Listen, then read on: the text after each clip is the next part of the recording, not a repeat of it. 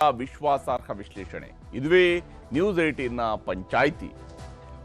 ರಾಜ್ಯದಲ್ಲಿ ಸಿದ್ದರಾಮಯ್ಯನವರ ಕುರ್ಚಿಗಿಂತ ಜಾಸ್ತಿಯಾಗಿ ಈಗ ಅವರ ಉತ್ತರಾಧಿಕಾರಿಯ ಬಗ್ಗೆ ಚರ್ಚೆ ಶುರುವಾಗಿದೆ.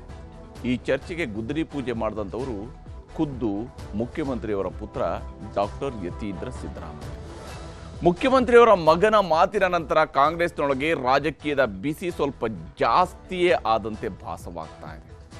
ಇದುವೇ ಇವತ್ತಿನ ಪಂಚಾಯಿತಿಯ ಮೊದಲ ಸುದ್ದಿ, ಉತ್ತರಾಧಿಕಾರಿ. ಇಷ್ಟು ದಿನ ಮುಖ್ಯಮಂತ್ರಿ ಬದಲಾವಣೆಯ ಬಗ್ಗೆ ಚರ್ಚೆ ಆಗ್ತಾ ಇದ್ರೆ, ಈಗ ಅಹಿಂದ ನಾಯಕತ್ವದಲ್ಲಿ ಉತ್ತರಾಧಿಕಾರಿ ಆಯ್ಕೆಯ ಚರ್ಚೆಯನ್ನ ಯತೀಂದ್ರ ಸಿದ್ದರಾಮಯ್ಯ ಅವರು ಶುರು ಮಾಡಿಸಿದ್ದಾರೆ. ಬೆಳಗಾವಿಯಲ್ಲಿ ಅವರು ಭಾಷಣ ಮಾಡುವ ಸಂದರ್ಭದಲ್ಲಿ ಸತೀಶ್ ಜಾರಕಿಹೊಳಿ ಅವರನ್ನ ಹೊಗಳ್ತಾ ಬಹಳ ವಿಷಯಗಳನ್ನು ಹೇಳಿದ್ದಾರೆ. ಅವರ ಸೈದ್ಧಾಂತಿಕ ಬದ್ಧತೆಯ ಬಗ್ಗೆ, ಅವರ ನಾಯಕತ್ವದ ಬಗ್ಗೆ, ನಾಯಕತ್ವದ ಗುಣದ ಬಗ್ಗೆ, ಎಲ್ಲದರ ಬಗ್ಗೆ ಮಾತನಾಡಿದ್ದಾರೆ. ಪಕ್ಷದ ಬಗೆಗಿನವರ ಬದ್ಧತೆಯ ಬಗ್ಗೆ ಕೂಡ ಮಾತನಾಡಿದ್ದಾರೆ. ಎಲ್ಲ ಕಾರಣಕ್ಕಾಗಿ ಸಿದ್ದರಾಮಯ್ಯನವರ ರಾಜಕೀಯದ ಯಾಕಂದರೆ ಅವರು ಮುಂದಿನ ಚುನಾವಣೆಯಲ್ಲಿ ಸ್ಪರ್ಧಿಸೋದಿಲ್ಲ ಅಂತೇಳೆಲ್ಲ ಹೇಳಿದ್ರಿಂದಾಗಿ ಅವರು ರಾಜಕೀಯದ ಕಡೆಗಾಲದಲ್ಲಿ ಇರೋದ್ರಿಂದಾಗಿ ಮುಂದೆ ಇದಕ್ಕೆ ನಾಯಕತ್ವವನ್ನು ಸತೀಶ್ ಜಾರಕಿಹೊಳಿ ಅವರು ಕೊಡ್ತಾರೆ ಅನ್ನುವ ಮಾತುಗಳನ್ನು ಹೇಳಿದ್ದಾರೆ. ಇಲ್ಲಿ ಯತೀಂದ್ರ ಸಿದ್ದರಾಮಯ್ಯನವರ ಮಾತು ಮತ್ತು ಆ ಮಾತಿನ ಟೈಮಿಂಗ್ ಇವೆರಡು ಬಹಳ ಮುಖ್ಯ ಆಗಿರುವಂಥದ್ದು. ಅವರು ನೇರವಾಗಿ ಮುಖ್ಯಮಂತ್ರಿಯ ಹುದ್ದೆಗೆ ಅವ್ರನ್ನ ಪ್ರಪೋಸ್ ಮಾಡದೇ ಇದ್ರೂ ಕೂಡ ಸಿದ್ದರಾಮಯ್ಯನವರ ನಂತರ ಸತೀಶ್ ಜಾರಕಿಹೊಳಿ ಅಂತ ಹೇಳಿದ ತಕ್ಷಣವೇ ಬರುವಂಥದ್ದು, ಸಿದ್ದರಾಮಯ್ಯನವರ ನಂತರ ಮುಖ್ಯಮಂತ್ರಿ ಹುದ್ದೆಗೂ ಕೂಡ ಅವರೇನಾ ಅಂತ. ಇದು ಕಾಂಗ್ರೆಸ್ನಲ್ಲಿ ಈಗ ಚರ್ಚೆಗೆ ಗ್ರಾಸ ಆಗಿದೆ. ಬಹಳಷ್ಟು ಮಂದಿ ಬಹಳಷ್ಟು ಸ್ವರೂಪದಲ್ಲಿ ಮಾತನಾಡಿದ್ದಾರೆ. ಯತೀಂದ್ರ ಸಿದ್ದರಾಮಯ್ಯನವರು ಹೇಳಿದರಲ್ಲಿ ತಪ್ಪೇನಿಲ್ಲ, ಸತೀಶ್ ಜಾರಕಿಹೊಳಿ ಅವರು ನಮ್ಮ ಒಬ್ಬ ಪ್ರಮುಖ ನಾಯಕ, ಅವರಲ್ಲಿರುವಂತಹ ನಾಯಕತ್ವವನ್ನು ಅವರು ಹೊಗಳಿದ್ದಾರೆ, ಅದರಲ್ಲಿ ಏನು ವಿಶೇಷ ಇಲ್ಲ ಅಂತ ಹೇಳ್ಕೊಂಡು ಒಂದು ಕಡೆಯಿಂದ ತೇಪೆ ಹಚ್ಚುವ ಪ್ರಯತ್ನ ನಡೆದಿದೆ.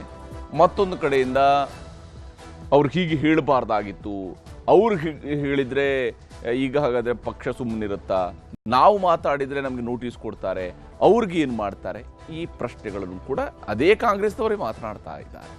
ಇದರ ನಡುವೆ ಸತೀಶ್ ಜಾರಕಿಹೊಳಿ ಅವರು ತನ್ನ ಕ್ಲೇಮ್ ಏನಿದ್ರು ಕೂಡ, ಮುಖ್ಯಮಂತ್ರಿ ಹುದ್ದೆಯ ಕ್ಲೇಮ್ ಏನಿದ್ರು ಕೂಡ 28ರ ನಂತರ, ಈಗ ಏನಿದ್ರು ಕೂಡ ಸಮುದಾಯದ ನಾಯಕತ್ವ ಏನಿದ್ರು ಕೂಡ ಅದು ನೇರವಾಗಿ ಒಬ್ಬರಿಂದ ಮತ್ತೊಬ್ಬರಿಗೆ ಬರುವಂಥದ್ದಲ್ಲ, ಅದು ಹೋರಾಟದ ಮೂಲಕವಾಗಿ ಅದು ಜನರ ನಡುವಿನಿಂದ ಬರಬೇಕಾಗಿರ್ತಕ್ಕಂಥ ವಿಚಾರಗಳು ಅಂತ ಹೇಳೋದನ್ನು ಸ್ಪಷ್ಟವಾಗಿ ತಿಳಿಸಿದ್ದಾರೆ.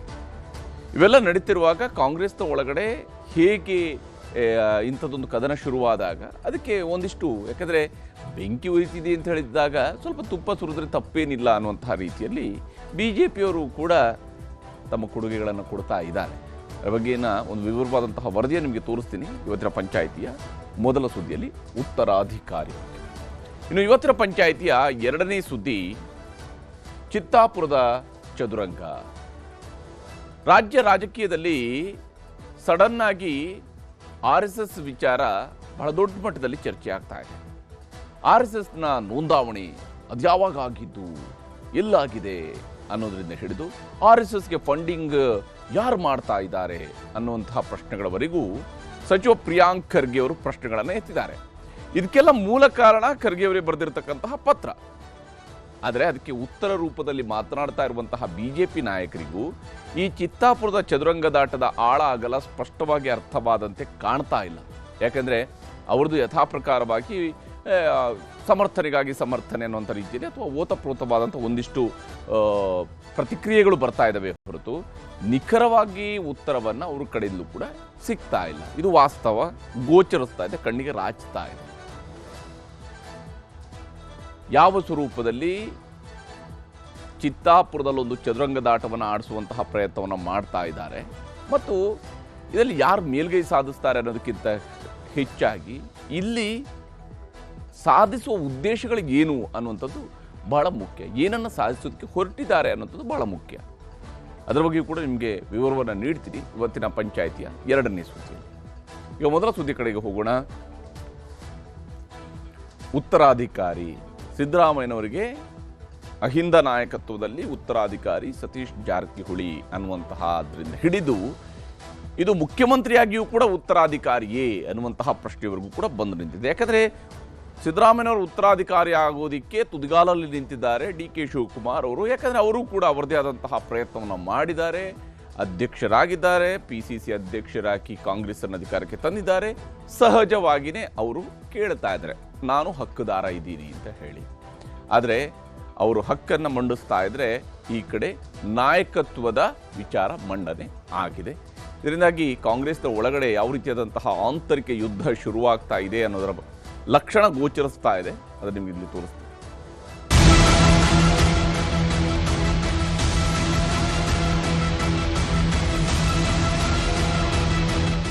ನಿನ್ನೆ ದೀಪಾವಳಿಯ ಬಲಿಪಾಡ್ಯಮಿಗೆ ರಾತ್ರಿ ಪಟಾಕಿ ಹೊಡಿಬೇಕು ಅಂತ ಮಕ್ಕಳು ಪ್ಲಾನ್ ಮಾಡಿಕೊಂಡಿದ್ದರೆ ಮಧ್ಯಾಹ್ನದ ವೇಳೆಗೆ ಬೆಳಗಾವಿಯಲ್ಲೊಬ್ಬರು ಆಟಂ ಬಾಂಬ್ ಹೊಡೆದಿದ್ರು.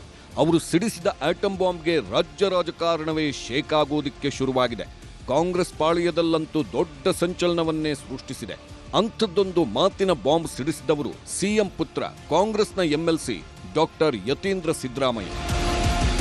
ವೈಚಾರಿಕವಾಗಿ ಪ್ರಗತಿಪರವಾದಂತಹ ಸಿದ್ಧಾಂತ ಇಟ್ಕೊಂಡಿರೋರಿಗೆ ಮಾರ್ಗದರ್ಶನ ಮಾಡೋದಕ್ಕೆ ಅವ್ರಿಗೆ ನೇತೃತ್ವ ವಹಿಸ್ಕೊಳ್ಳೋಕೆ ಒಬ್ರು ನಾಯಕರು ಬೇಕು. ಸರ್ ಜಾರಕಿಹೊಳಿ ಅವರು ಅಂತ ಒಂದು ಜವಾಬ್ದಾರಿ ವಹಿಸ್ಕೋತಾರೆ.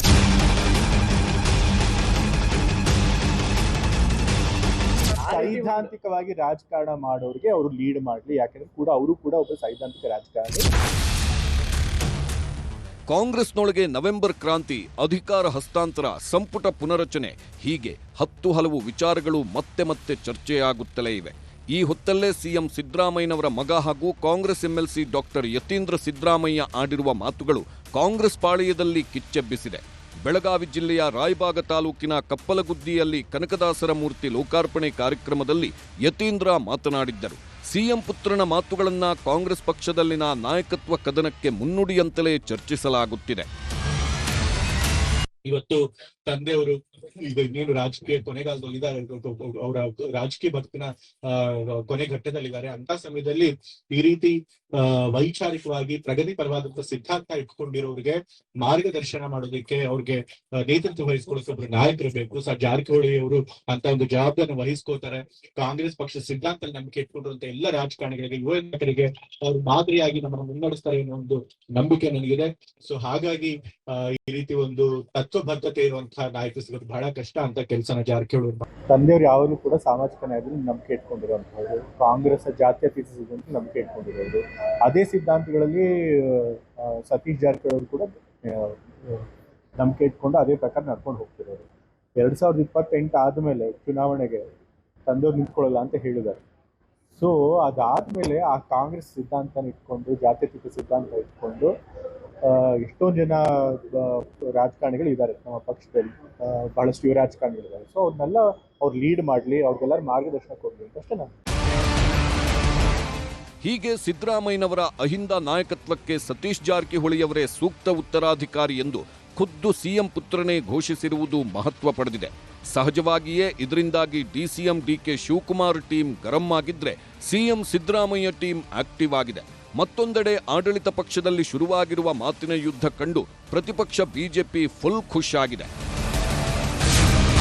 ಯತೀಂದ್ರ ಮಾತುಗಳಿಂದಾಗಿ ಕಾಂಗ್ರೆಸ್ನಲ್ಲಿ ನವೆಂಬರ್ನಲ್ಲಿ ನಾಯಕತ್ವ ಬದಲಾವಣೆ ಚರ್ಚೆ ಜೋರಾಗಿದೆ. ಸಿಎಂ ಕುರ್ಚಿ ಕನಸು ಕಾಣುತ್ತಿರುವ DK ಶಿವಕುಮಾರ್ ಅವರಿಗೆ ಡಾಕ್ಟರ್ ಯತೀಂದ್ರ ಶಾಕ್ ಟ್ರೀಟ್ಮೆಂಟ್ ಕೊಟ್ಟಿದ್ದಾರೆ. DK ಶಿವಕುಮಾರ್ ದೇವಸ್ಥಾನ ಸುತ್ತುತ್ತಿರುವಾಗಲೇ ಟೈಮ್ ಬಾಂಬ್ ಹಾಕಿದ್ದಾರೆ ಸಿಎಂ ಮಗ. ಸಿಎಂ ಸಿದ್ದರಾಮಯ್ಯಗೆ ಸೈದ್ಧಾಂತಿಕ ಉತ್ತರಾಧಿಕಾರಿ ಸತೀಶ್ ಎಂಬ ದಾಳ ಉರುಳಿಸಿದ್ದಾರೆ. ಸಿಎಂ ಸಿದ್ದರಾಮಯ್ಯ ನಂತರ ಸತೀಶ್ ಜಾರಕಿಹೊಳಿ ಅಹಿಂದ ನಾಯಕ ಎಂಬ ಸಂದೇಶ ರವಾನಿಸಿದ್ದಾರೆ. ಅಹಿಂದ ಕಾರ್ಡ್ ಉರುಳಿಸಿರುವ ಸಿಎಂ ಪುತ್ರ ಡಾಕ್ಟರ್ ಯತೀಂದ್ರ ಸಿದ್ದರಾಮಯ್ಯ ಈಗ ಅಂದ್ರೆ ಈಗಲೇ ಅಲ್ಲ, 2028ಕ್ಕೆ ಸತೀಶ್ ನಾಯಕತ್ವ ಎಂದು ಹೇಳಿಕೊಂಡಿದ್ದಾರೆ. ಡಾಕ್ಟರ್ ಯತೀಂದ್ರ ಮಾತಿನಿಂದ ಕಾಂಗ್ರೆಸ್ ಪಾಳೆಯದಲ್ಲಿ ಸಂಚಲನ ಸೃಷ್ಟಿಯಾಗಿದೆ. ರಾಜ್ಯ ನಾಯಕರ ಲೆಕ್ಕಾಚಾರಗಳು ಉಲ್ಟಾ ಆಗುವ ಆತಂಕ ಎದುರಾಗಿದೆ. ಹೈಕಮಾಂಡ್ ಮಟ್ಟದಲ್ಲೂ ಏನೆಲ್ಲ ಆಗುತ್ತೆ ಎಂಬ ಕುತೂಹಲವೂ ಕೆರಳಿದೆ. ಅಹಿಂದ ನಾಯಕರಷ್ಟೇ ಪಕ್ಷ ಲೀಡ್ ಮಾಡಿದ್ರೆ ಉಳಿದವರ ಕಥೆ ಏನು ಎಂಬೆಲ್ಲ ಜಾತಿ ಲೆಕ್ಕಾಚಾರದೊಂದಿಗೆ ಭವಿಷ್ಯದ ಬಗ್ಗೆಯೂ ನಾಯಕರಿಗೆ ತಳಮಳ ಉಂಟಾಗಿದೆ. ಈಗ ನನಗೆ ಅನ್ಸೋದು ಅದು ಲೀಡರ್ಶಿಪ್ಪಿನ ಲೆಕ್ಕದಲ್ಲಿ ಮಾತಾಡಿಲ್ಲ. ಅವರು ಮಾತಾಡಿದ್ದು ಸರ್ಕಾರದ ಪಕ್ಷದ ಬದ್ಧತೆ ಬಗ್ಗೆ, ಸಮಾಜದ ಬದ್ಧತೆ ಬಗ್ಗೆ ಮಾತಾಡಿದ್ದಾರೆ. ಸ್ವಾಭಾವಿಕವಾಗಿ ಸತೀಶ್ ಜಾರಕಿಹೊಳಿ ಅವರು ಹಿಂದೆ ಅಹಿಂದ ವರ್ಗದ ಆರ್ಗನೈಸೇಷನ್ ಅಲ್ಲಿ ಇನ್ವಾಲ್ವ್ ಆಗಿದ್ರಿಂದ ಅವರಿಗೆ ಆ ಬದ್ಧತೆ ಇದೆ ಅನ್ನೋ ಮಾತನ್ನ ಹೇಳಿದ್ದಾರೆ. ತಪ್ಪೇನಿಲ್ಲ. ಸೈದ್ಧಾಂತಿಕವಾಗಿ ಸಾಕಷ್ಟು ಜನ ನಮ್ಮ ಪಾರ್ಟಿನಲ್ಲಿ ಏನು ನಮ್ಮ ಕಾಂಗ್ರೆಸ್ ಐಡಿಯಾಲಜಿನ ಮುಂದುವರ್ಸ್ಕೊಂಡು ಹೋಗ್ತಾ ಇದ್ದಾರೆ.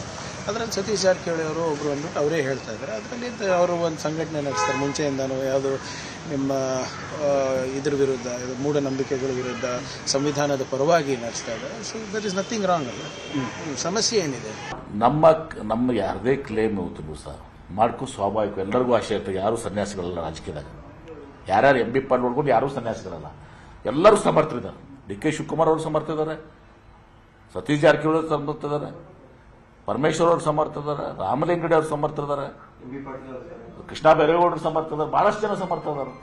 ಪಕ್ಷ ಯಾವತ್ತೂ ಸಹ ಜನಾಭಿಪ್ರಾಯ ಬರಬೇಕು. ಮತ್ತೆ ಕಾಂಗ್ರೆಸ್ ಮುಖ್ಯವಾಗಿ ಕಾಂಗ್ರೆಸ್ ಪಕ್ಷ ಶಾಸಕರು ಬಯಸಬೇಕು.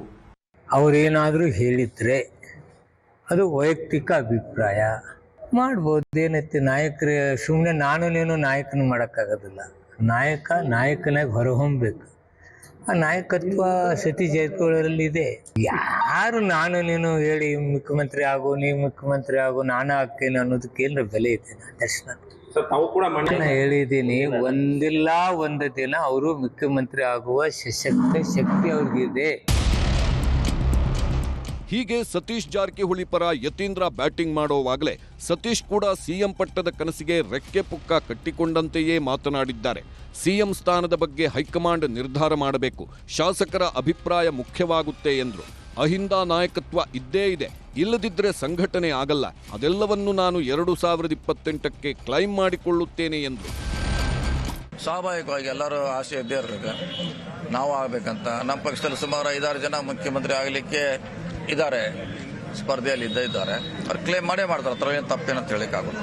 ಅಂತಿಮವಾಗಿ ಹೈಕಮಾಂಡ್ ತೀರ್ಮಾನ ಮಾಡಬೇಕಾಗ್ತದೆ.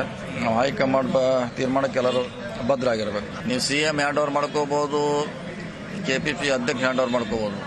ಅಹಿಂದ ನಾಯಕತ್ವ ನೀವು ಕಟ್ಟಬೇಕು, ಬೆಳೆಸಬೇಕು. ಜನ ಒಪ್ಪಿದಾಗ ಅದು ನೇತೃತ್ವ ಸಿಗ್ತೈತೆ, ಹೊರತಾಗಿ ಅದು ಯಾರಿಂದ ಹ್ಯಾಂಡ್ ಓವರ್ ಆಗೋದಿಲ್ಲ. ರಾಜ್ಯದಲ್ಲಿರುವಂಥ ಶೋಷಿತರು ಆ ನಾಯಕತ್ವನ ಒಪ್ಪಬೇಕಾಗುತ್ತೆ. ಭಾಳ ಜನ ಮುಖ್ಯಮಂತ್ರಿ ಆದರು, ಮಂತ್ರಿಗಳಾದರು, ಯಾರನ್ನೂ ಕೂಡ ಅವ್ರ ಅಹಿಂದ ನಾಯಕರತ್ವ ಯಾರು ಒಪ್ಪಿಲ್ಲ. ನೀವು ಮಾಡೋವಂಥ ಐಡಿಯಾಲಜಿ, ನಿಮ್ಮ ಸಿದ್ಧಾಂತ, ಹೋರಾಟ ಮೇಲೆ ನಿಮ್ಮ ನಾಯಕತ್ವನ ಒಪ್ಕೋತಾರೆ. ಯಾವಾಗ ಮಾಡಬೇಕು, ಯಾರು ಮಾಡಬೇಕಂತ ತೀರ್ಮಾನ ಮಾಡೋದು ಪಕ್ಷ. ಸೊ ನೋಡೋಣ, ವೇಟ್ ಮಾಡೋಣ. ಯಾವುದೇ ಮಾತು ಇಲ್ಲ, ವೇಟ್ ಮಾಡೋಣ. ಈಗೇನು ಹೇಳಿದ್ರು ಕೂಡ ಭಾಳ ಅರ್ಲಿ ಆಗ್ತೈತೆ, ಟು ಅರ್ಲಿ. ವೇಟ್ ಮಾಡೋಣ. ಸಿದ್ದು ಉತ್ತರಾಧಿಕಾರಿ ಸತೀಶ್ ಅನ್ನುತ್ತಲೇ ಡಿಕೆ ಟೀಮ್ ಕೂಡ ಆಕ್ಟಿವ್ ಆಗಿದೆ. ಕ್ರಾಂತಿ ಕಹಳೆಯ ಬೆನ್ನಲ್ಲೇ ರಾಜ್ಯಕ್ಕೆ ಬರುವಂತೆ ರಾಹುಲ್ ಗಾಂಧಿಗೆ ಆಹ್ವಾನ ನೀಡಲಾಗಿದೆ. ಗೌರಿಬಿದನೂರಿನ ವಿದುರಾಶ್ವತ್ಥದಲ್ಲಿ ಕೆಪಿಸಿಸಿಯಿಂದ ನವೆಂಬರ್ 9ರಂದು ನಡೆಯಲಿರುವ ಗಾಂಧಿ ಶತಮಾನೋತ್ಸವ ಕಾರ್ಯಕ್ರಮಕ್ಕೆ ಆಹ್ವಾನ ನೀಡಲಾಗಿದೆ. ಬಿಹಾರ ಚುನಾವಣೆ ಇರುವ ಕಾರಣಕ್ಕೆ ರಾಜ್ಯಕ್ಕೆ ಬರುವ ಬಗ್ಗೆ ಇನ್ನೂ ಗ್ರೀನ್ ಸಿಗ್ನಲ್ ನೀಡಿಲ್ಲ. ಒಂದು ವೇಳೆ ರಾಹುಲ್ ಗಾಂಧಿ ಬಂದ್ರೆ ರಾಜ್ಯದಲ್ಲಿ ನಡೆಯುತ್ತಾ ನಾಯಕತ್ವ ಬದಲಾವಣೆ ಎಂಬ ಚರ್ಚೆ ಎದ್ದಿದೆ. ಹಾಗಾಗಿ ಎಲ್ಲದಕ್ಕೂ ಸೂಕ್ತ ವೇದಿಕೆಯಲ್ಲೇ ಉತ್ತರ ಕೊಡ್ತೇನೆ ಎಂದರು ಡಿಕೆ ಶಿವಕುಮಾರ್.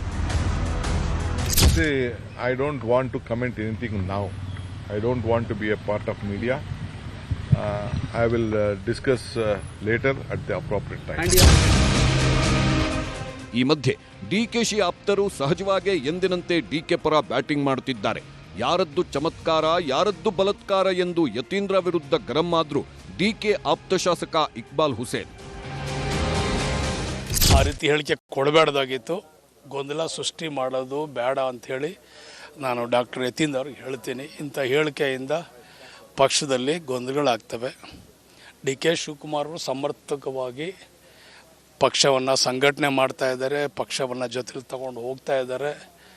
ಒಂದು ಎತ್ತರದ ಮಟ್ಟಿಗೆ ಇವತ್ತು ಆಲೋಚನೆ ಮಾಡಿ ಇವತ್ತು ರಾಜ್ಯದಲ್ಲಿ ಸರ್ಕಾರ ಮುಂದೆನೂ ಕೂಡ 2028ಕ್ಕೂ ಕೂಡ ನಾವು ಸರ್ಕಾರ ರಚನೆ ಮಾಡಬೇಕಂಥೇಳಿ ಇವತ್ತು ಕೆಲಸ ಕಾರ್ಯ ಹಗಲು ಬೆಳಗ್ಗೆ ಕೆಲಸ ಮಾಡ್ತಾ ಇದ್ದಾರೆ. ಯಾರು ಮಾಡಿದ್ರೆ ಚಮತ್ಕಾರ, ಯಾರು ಮಾಡಿದ್ರೆ ಬಲಾತ್ಕಾರ ಅಂತ ನೀವೇ ಕೇಳಬೇಕು. ಯತೀಂದ್ರ ಸಿದ್ದರಾಮಯ್ಯ ಒಂದ್ಸರಿ MLA ಇದ್ದಾರೆ, ಒಂದ್ಸರಿ MLC ಇದ್ದಾರೆ. ಅಂಥವ್ರು ಈ ರೀತಿ ಬಾಲಿಶ ಹೇಳಿಕೆಗಳು ಕೊಟ್ಟರೆ ಏನಾಗ್ತದೆ, ನಾಳೆ ದಿನ ನಾವು ಅವ್ರು ಫಾಲೋ ಮಾಡೋಕ್ಕಾಗ್ತದೆ. ನಾವು ಒಂದು ರೀತಿ ಕೊಡ್ತೀವಿ, ನಾನು ಒಂದು ಕೊಟ್ಟೆ ಅಂತ ಇನ್ನೊಬ್ರು ಒಂದು ಕೊಡ್ತಾರೆ. ಈ ಥರ ಎಲ್ಲರೂ ಒಂದೊಂದು ಹೇಳಿಕೆ ಕೊಟ್ಟರೆ ಪಕ್ಷಕ್ಕೆ ಡ್ಯಾಮೇಜ್ ಆಗ್ತದೆ. ಆಮೇಲೆ ಹೈಕಮಾಂಡು ಸಹ ಗಮನ ಕೊಡಬೇಕಾಗ್ತದೆ. ಸುಮ್ಮನೆ ಇವ್ರು ಯಾರೋ ಒಂದು ಹೇಳಿಕೆ ಕೊಟ್ಟರು ಅಂತ ಸುಮ್ಮನಿರೋದು, ನಾನೇವ್ರು ಹೇಳಿಕೆ ಕೊಟ್ಟರೆ ನೋಟಿಸ್ ಕೊಡೋದು, ಇದ್ಯಾ ಧರ್ಮ? ನಾವು ಇಂಥವನ್ನೆಲ್ಲ ಒಪ್ಪೋದಿಲ್ಲ.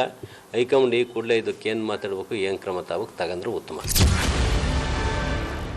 ಇನ್ನು ಸಿಎಂ ಸಿದ್ದರಾಮಯ್ಯ ತವರು ಮೈಸೂರಿನಲ್ಲೇ ಆಕ್ರೋಶ ವ್ಯಕ್ತವಾಗಿದೆ.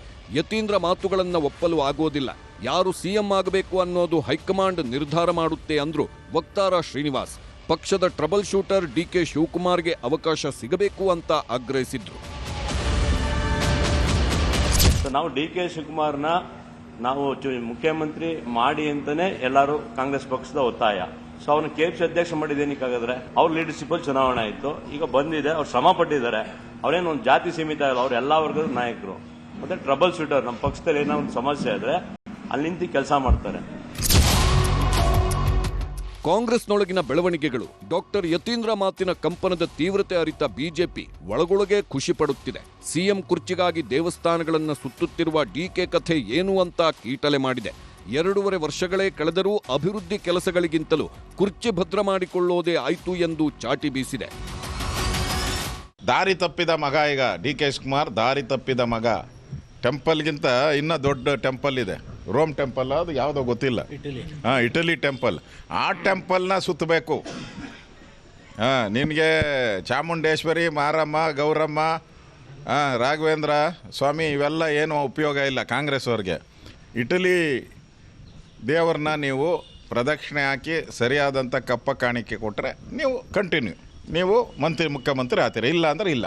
ಡಿ ಕೆ ಶಿವಕುಮಾರ್ನ ಗಂಗಾ ನದಿಯಲ್ಲಿ ಮುಳುಗಿಸ್ದಂಗೆ ಆಯ್ತು. ಹಂಗಾರೆ ಡಿ ಕೆ ಶಿವಕುಮಾರ್ಗೆ ಅವ್ರು ಹೇಳ್ತಾಯಿದ್ರು, ನಾನೇ ಟವಲ್ ಹಾಕ್ಕೊಂಬಿಟ್ಟಿದ್ರು ಆಗಲೇ CM ಕುರ್ಚಿ ಮೇಲೆ 2.5 ವರ್ಷ ಆದಮೇಲೆ ನಾನೇ ಮುಖ್ಯಮಂತ್ರಿ ಅಂತೇಳಿ ಕುರ್ಚಿ ಮೇಲೆ ಟವಲ್ ಹಾಕ್ಕೊಂಡು ಕೂತಿದ್ರು. ಪಾಪ ಡಿ ಕೆ ಶಿವಕುಮಾರ್ ಅವ್ರಿಗೆ ನಿರಾಸೆ. ನೋಡ್ರಿ, ಯತೀಂದ್ರ ಅವರು ಮಾತಾಡಿದ್ದಾರೆ ಅಂದ್ರೆಗಿನ ಅವ್ರ ತಂದೆಯವರು ಈ ರಾಜ್ಯದ ಮುಖ್ಯಮಂತ್ರಿಗಳಂತ ಸಿದ್ದರಾಮಯ್ಯರನ್ನ ಮಾತಾಡಿದಂತೆ. ಯಾಕಂದರೆ ಅವರು ಕ್ಲೂವನ್ನು ಕೊಟ್ಟಿದ್ದಾರೆ. ಏನು ಕ್ಲೂ ಕೊಟ್ಟಿದ್ದಾರೆ? ಮುಂದಕ್ಕೆ ನಮ್ಮ ತಂದೆಯವ್ರದ್ದು ವಯಸ್ಸಾಗ್ತಾ ಇದೆ, ಮುಂದೆ ರಾಜಕಾರಣದಲ್ಲಿ ಅವರು ಮುಂದುವರಿಯಲ್ಲ, ಮುಂದಕ್ಕೆ ಯಾರೊಬ್ಬ ಹಿಂದುಳಿದಂಥ ಒಬ್ಬ ನಾಯಕ ಈ ರಾಜ್ಯದ ಮುಖ್ಯಮಂತ್ರಿಗಳು ಆಗಬೇಕು ಅನ್ನೋಂಥ ಕ್ಲೂ ವಿಧಾನ ಪರಿಷತ್ ಸದಸ್ಯರಾದಂಥ ಸನ್ಮಾನ್ಯ ಯತೀಂದ್ರವರೇ ಕೊಟ್ಟಿರೋ ಕಾರಣ.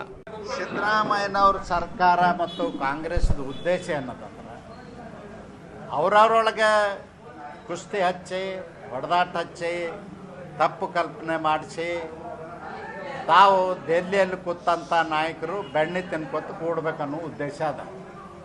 ಅವರು ಯಾವತ್ತೂ ಕೂಡ ಯಾರಿಗೂ ದಲಿತರಿಗೆ, ಹಿಂದೆ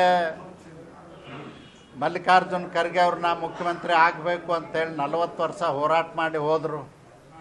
ಇವತ್ತು ಪರಮೇಶ್ವರು ಕೂಡ 20 ವರ್ಷದಿಂದ ಮುಖ್ಯಮಂತ್ರಿ ಆಗಬೇಕು ಅಂತ ಹೋರಾಟ ಮಾಡ್ತಾ ಇದ್ದಾರೆ. ಕಾಂಗ್ರೆಸ್ನವರು ಯಾವುದೇ ಕಾರಣಕ್ಕೂ ಅವ್ರನ್ನ ಮುಖ್ಯಮಂತ್ರಿ ಮಾಡೋದಿಲ್ಲ.